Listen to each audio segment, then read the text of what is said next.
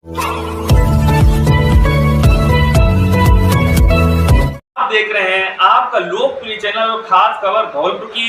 इस चैनल को सब्सक्राइब कर बेल आइकन को जरूर दबाएं। ले चलते हैं आज की कुछ नई खबरों। कनिष्ठ अभियंता मरैना द्वारा करीबन 35 लाख की बकाया राशि पर 10 ट्रांसफर उतारे स्टोरेज में जमा करे।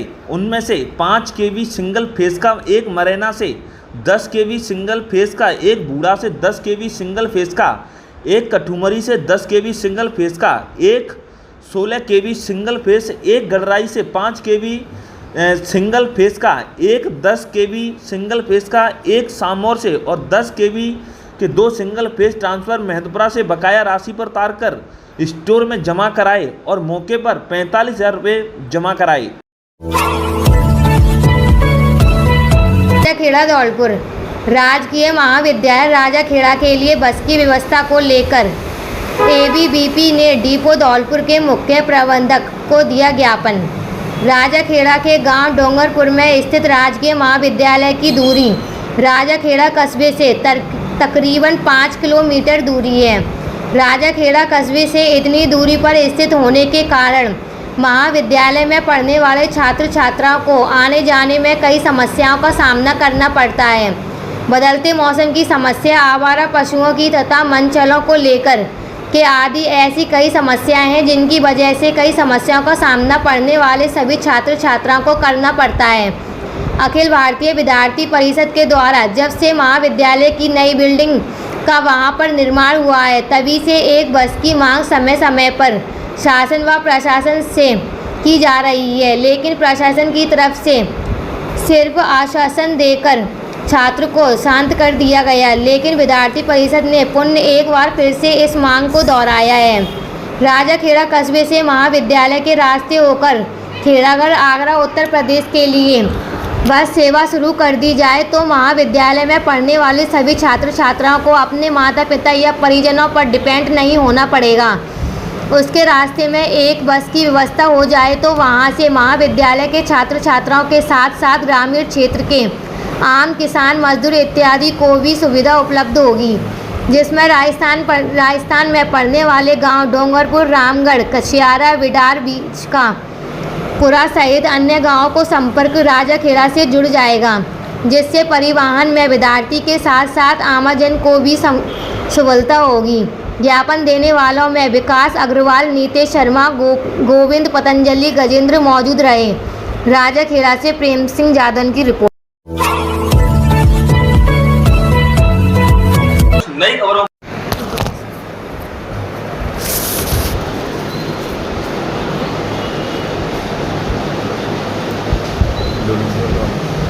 बोलो। पार्वती बांध में ऐसे पानी छोड़े जाने के बाद राजाखेड़ा क्षेत्र में नदी का बढ़ा जलस्तर। हफ्ते भर बाद फिर रपट पर चली पानी की चादर, बिना रोक-टोक आवागमन जारी। राजाखेड़ा, डांग और करौली क्षेत्र में जोरदार बारिश होने के बाद पार्वती बांध में से पानी छोड़े जाने के कारण एक बार फिर से पार्वती नदी अपने उफान पर चल रही है। ऐसे में राजाखेड़ा क्षेत्र से होकर गुजर रही नदी में भी पानी की जोरदार आवक हुई है। राजाखेड़ा में नदौली गांव की रपट पर हफ्ते भर बाद फिर से तेज रफ्तार पानी की चादर चल रही है। रपट पर इस समय करीब 2.5 फीट पानी की चादर बिना रोक टोक पानी की तेज रफ्तार के बीच रपट को पार कर रहे हैं, जिससे जरा सी चूक होने पर कभी भी कोई भी बड़ी दुर्घटना हो सकती है। हफ्ते भर बाद नदी में फिर से हुई पानी की आवक। धौलपुर के डांग और करौली क्षेत्र में हुई भारी बारिश के बाद पार्वती बांध में से पानी छोड़े जाने के कारण करीब हफ्ते भर बाद फिर से पार्वती नदी अपने उफान पर चल रही है, जिससे राजाखेड़ा क्षेत्र में नदी में भी पानी की भारी आवक हुई है। ऐसे में नदी की रफ्तों पर भी तेज रफ्तार पानी की चादर चल रही है, जिससे देखने के लिए लोगों की भीड़ लगी रहती है। शनिवार सुबह मौके पर नहीं दिखा कोई कर्मचारी। पार्वती नदी में पानी छोड़े जाने के बाद रपट पर तेज रफ्तार पानी की चादर चल रही है। ऐसे में ग्रामीण नदी में नहाने के लिए गोता लगा रहे हैं, जिनकी रोक टोक करने के लिए कोई भी कर्मचारी मौके पर तैनात नहीं है। नदी की रपट पर चल रही करीब 2.5 फीट पानी की चादर में से 2 पहिया और 4 पहिया वाहन बालक की बेरोक टोक नदी को पार कर रहे हैं। जिससे कोई भी घटना घटित हो सकती है। राजाखेड़ा से प्रेम सिंह जादौन की रिपोर्ट। फिरोजाबाद 23 अगस्त। मुख्य विकास अधिकारी शत्रुघ्न वैश्य की अध्यक्षता में आधार अनुश्रावण समिति की बैठक कलेक्ट्रेट सभागार कक्ष में आयोजित की गई। इसमें मुख्य विकास अधिकारी ने जनपद में आधार बनाने हेतु विभिन्न विभागों को दी गई मशीनों को संपूर्ण रूप से स्वचालित करने की बात कही। उन्हें विभिन्न विभागों द्वारा अवगत कराया गया कि उन्हें जो मशीन प्राप्त हुई वह समुचित तरीके से कार्य नहीं कर रही हैं। जनपद में कुल आधार बनाने हेतु 227 मशीनें प्राप्त हुईं, परंतु इनमें से स्वचालित 184 की है।